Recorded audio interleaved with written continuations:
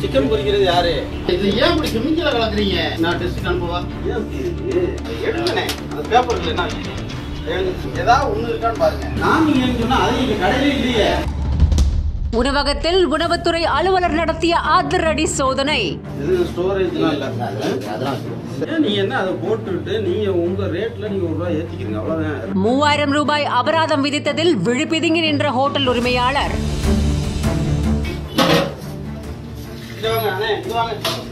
Master யாரு?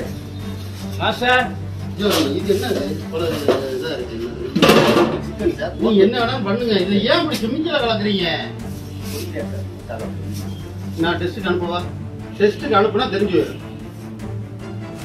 நான் என்ன சொல்ல வரேன்னா, நீங்க பொடி கலந்துருக்கீங்க, இனிமே செய்ய மாட்டேன்னு சொன்னா அது வேற விஷயம். நீங்க கலக்கலன்னு சொன்னா நான் டெஸ்ட்டுக்கு அனுப்பிடுறேன். என்ன இருக்க போகுது? சிக்கன் பொரிக்கிறது யாரு? அவரே பொரிப்பார். அண்ணே ஆமாண்ணா, ஆமா சொல்லி சேர்க்கக்கூடாது. இயற்கையான மஞ்சள் பொடி, மிளகா பொடி சேர்க்கணும். ரைட்டா? சுத்தமாக வாங்க, இங்கே வாங்க. ஏன் அப்படி இருக்கு?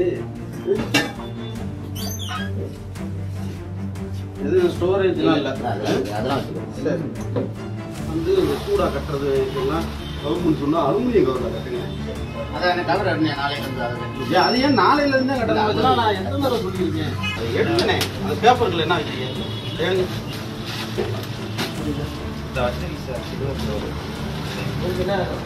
அதை வச்சு என்ன செய்ய ஏதாவது ஒண்ணு இருக்கான்னு பாருங்க.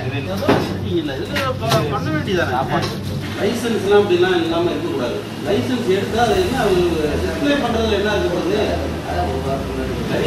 காமிங்கன்னு சொன்னா அது இங்க கடையிலே இல்லையே.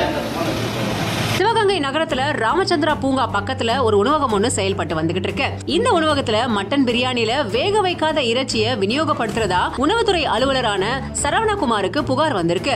இதை தொடர்ந்து அந்த தனியார் உணவகத்துல சோதனை நடத்தி பார்த்தபோது சரியா வேகாத மட்டன், ரசாயன நிறமேற்றப்பட்ட இறைச்சி இப்படி பலதும் கண்டறியப்பட்டிருக்கு. இது எல்லாத்தையுமே தூக்கி கொண்டு போய் குப்பையிலும் கொட்டிருக்காங்க. உணவகத்துக்கான சான்றிதழ் காட்சிப்படுத்தாம மற்றும் சுகாதாரமற்ற சமையலறை இது எல்லாத்தையுமே பார்த்துட்டு சீக்கிரமா இது எல்லாத்தையுமே சரி செய்யணும் அப்படின்னு அறிவுறுத்தி இருக்காங்க. இது மட்டும் இல்லாம ரூபாய் 3000 வரைக்கும் அபராதமும் விதிக்கப்பட்டிருக்கு. மேலும் தடை செய்யப்பட்ட பிளாஸ்டிக் பைகளையும் அந்த உணவகத்துல இருந்து பறிமுதல் செஞ்சிருக்காங்க. இந்த வீடியோவானது இப்போ இணையத்துல வைரல் ஆகி இருக்கு.